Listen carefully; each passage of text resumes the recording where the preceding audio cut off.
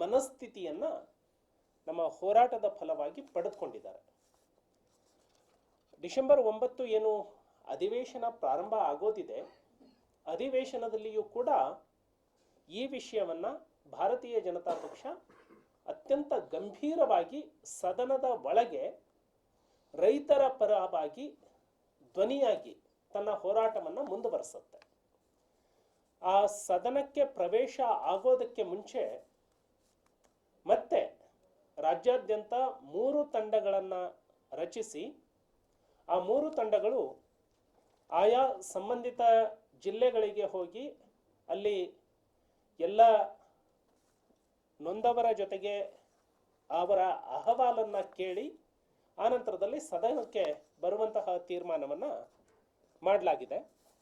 ಈ ತಂಡಗಳು ಈಗಾಗಲೇ ತಮಗೆ ಗೊತ್ತಿದೆ, ನಮ್ಮ ಭೂಮಿ ನಮ್ಮ ಹಕ್ಕು ಅನ್ನುವಂತಹ ಹೋರಾಟದ ಅಡಿಯಲ್ಲಿ ಸನ್ಮಾನ್ಯ ರಾಜ್ಯಾಧ್ಯಕ್ಷರಾಗಿರುವಂತಹ ವಿಜಯೇಂದ್ರ ಅವರ ನಾಯಕತ್ವದಲ್ಲಿ ಒಂದು ತಂಡ, ಸನ್ಮಾನ್ಯ ವಿಧಾನಸಭೆಯ ಪ್ರತಿಪಕ್ಷದ ನಾಯಕರಾಗಿರುವಂತಹ ಆರ್ ಅಶೋಕ್ ಅವರ ನೇತೃತ್ವದಲ್ಲಿ ಒಂದು ತಂಡ ಮತ್ತು ವಿಧಾನ ಪರಿಷತ್ತಿನ ನಾಯಕರಾಗಿರುವಂತಹ ಸನ್ಮಾನ್ಯ ಚಲವಾದಿ ನಾರಾಯಣ ಸ್ವಾಮಿ ಅವರ ನೇತೃತ್ವದಲ್ಲಿ ಒಂದು ತಂಡ.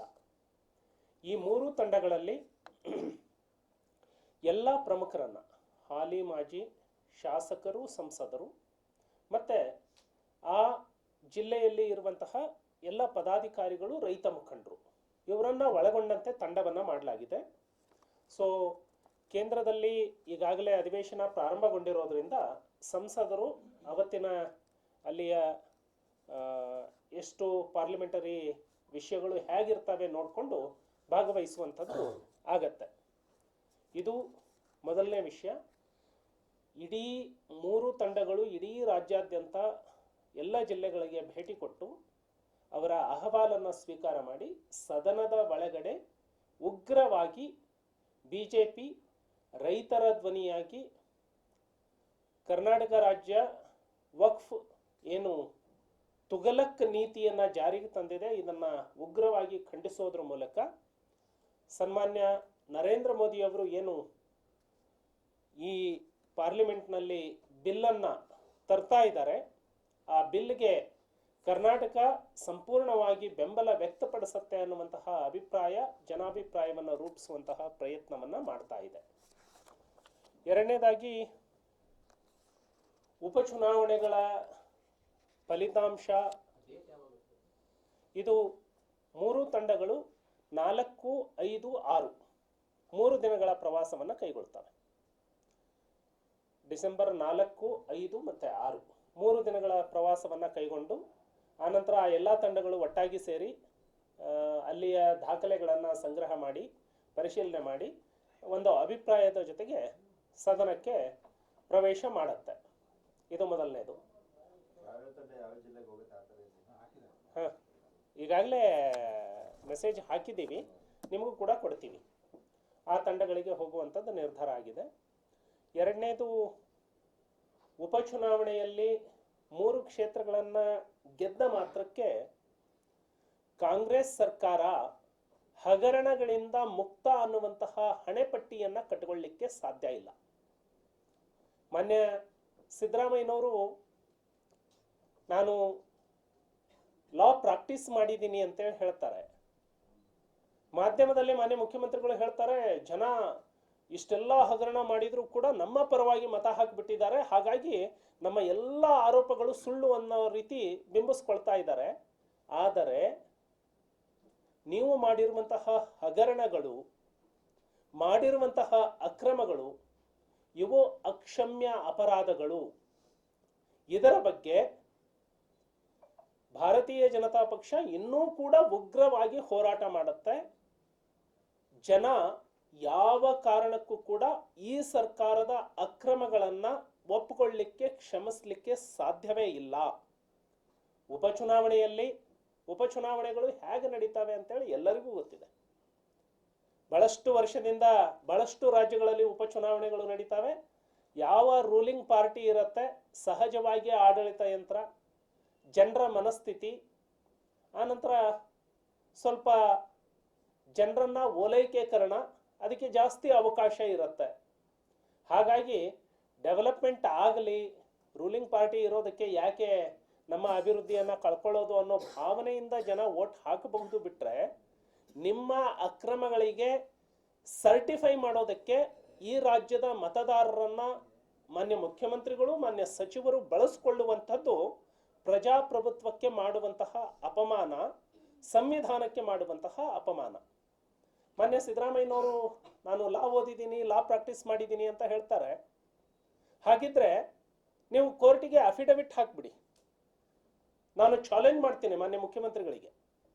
3 ಉಪಚುನಾವಣೆಯಲ್ಲಿ ನಾವು ಗೆದ್ದಿದ್ದೇವೆ, ಹಾಗಾಗಿ ನಮ್ಮ ಮೇಲೆ ಏನೆಲ್ಲ ಪ್ರಕರಣಗಳು, ಹಗರಣದ ಅಕ್ರಮದ ಪ್ರಕರಣಗಳು ನಮ್ಮ ಮೇಲೆ ದಾಖಲಾಗಿದ್ದಾವೆ, ಇವುಗಳನ್ನೆಲ್ಲ ಕ್ಲೋಸ್ ಮಾಡಬೇಕು ಅಂತ ಹೇಳಿ ನ್ಯಾಯಾಲಯಕ್ಕೆ ನೀವು ಅಫಿಡವಿಟ್ ಹಾಕಿ. ಸೊ ಹಣ, ಹೆಂಡ, ಅಧಿಕಾರದ ದುರ್ಬಳಕೆ ಎಲ್ಲವನ್ನೂ ಮಾಡಿಯೂ ಯಾವುದೋ ಕಾರಣಕ್ಕಾಗಿ ಪ್ರಜೆಗಳು ಕೊಟ್ಟಂತಹ ತೀರ್ಪನ್ನು ನಾವು ಒಪ್ಕೊಳ್ತೇವೆ. ಆದರೆ ಚುನಾವಣೆಯ ಗೆಲುವನ್ನ ನ್ಯಾಯಾಂಗ ವ್ಯವಸ್ಥೆಗೆ ಶೆಲ್ಟರ್ ತಗೊಳ್ಳಿಕ್ಕೆ ಬಳಸಿಕೊಳ್ಳುವಂಥದ್ದು ಅಕ್ಷಮ್ಯ ಅಪರಾಧ. ಭಾರತೀಯ ಜನತಾ ಪಕ್ಷ ST ಕಾರ್ಪೊರೇಷನ್ನಲ್ಲಿ ನಡೆದಿರುವಂತಹ ಅಕ್ರಮದ ಬಗ್ಗೆ ಅಷ್ಟು ದೀರ್ಘವಾಗಿ ಹೋರಾಟವನ್ನ ಮಾಡಿದ್ದರ ಫಲವಾಗಿ ಒಬ್ಬ ಸಚಿವರು ರಾಜೀನಾಮೆಯನ್ನ ಕೊಟ್ಟರು, ಸಚಿವರು ಅರೆಸ್ಟ್ ಕೂಡ ಆದರು. ಮಾನ್ಯ ಸಿದ್ದರಾಮಯ್ಯನವರು ಕೋರ್ಟಿನ ಮೆಟ್ಟಿಲೆಯನ್ನ ಏರಿದ್ರು. ರಾಜ್ಯಪಾಲರು ತನಿಖೆಗೆ ಅನುಮತಿಯನ್ನ ಕೊಟ್ಟಿದ್ದನ್ನ ಚಾಲೆಂಜ್ ಮಾಡಿದ್ರು. ಮಾನ್ಯ ಮುಖ್ಯಮಂತ್ರಿಗಳಿಗೆ ಹಿನ್ನಡೆ ಉಂಟಾಗಿದೆ. ಮಾನ್ಯ ಉಚ್ಚ ನ್ಯಾಯಾಲಯ ಎಲ್ಲ ದಾಖಲೆಗಳನ್ನ ಪರಿಶೀಲಿಸಿದ ಮೇಲೆ ಇದು ತನಿಖೆ ಆಗುವಂಥದ್ದು ಅವಶ್ಯಕತೆ ಇದೆ ಅನ್ನುವಂತಹ ಅಭಿಪ್ರಾಯವನ್ನು ವ್ಯಕ್ತಪಡಿಸಿದ್ದಾರೆ. ಹಾಗಾಗಿ ನ್ಯಾಯಾಂಗದಿಂದ ಆದೇಶ ಆದ ಮೇಲೆ ನಿಮ್ಮ ವಿರುದ್ಧ FIR ಆಗಿದೆ, ನೀವು ಅದರಲ್ಲಿ ಆರೋಪಿತ ಸ್ಥಾನದಲ್ಲಿ ಇದ್ದೀರಿ. ಚುನಾವಣೆಯ ರಿಸಲ್ಟ್ ನಿಮ್ಮನ್ನ ಶೆಲ್ಟರ್ ಮಾಡೋದಿಲ್ಲ. ಬಿಜೆಪಿ ಮಾನ್ಯ ರಾಜ್ಯಾಧ್ಯಕ್ಷರು ಪಾದಯಾತ್ರೆಯನ್ನ ಕೈಗೊಂಡಿದ್ದರ ಫಲವಾಗಿ 14 ನಿವೇಶನಗಳನ್ನ ವಾಪಸ್ ಕೊಡುವಂತಹ ಅನಿವಾರ್ಯತೆಗೆ ಮಾನ್ಯ ಮುಖ್ಯಮಂತ್ರಿಗಳು ಬಂದು ನಿಂತರು. ಇದು ಅಕ್ರಮ ಅಲ್ವಾ? ತಪ್ಪನ್ನ ನೀವು ಒಪ್ಕೊಂಡಂತೆ ಅಲ್ವಾ? ಮಾನ್ಯ ಬಿ ನಾಗೇಂದ್ರ ಅವರು ಅರೆಸ್ಟ್ ಆಗಿರುವಂಥದ್ದು ಸುಳ್ಳ? ನಿವೇಶನ ಮಾನ್ಯ ಮುಖ್ಯಮಂತ್ರಿಗಳು ವಾಪಸ್ ಕೊಟ್ಟಿರುವಂಥದ್ದು ಸುಳ್ಳ?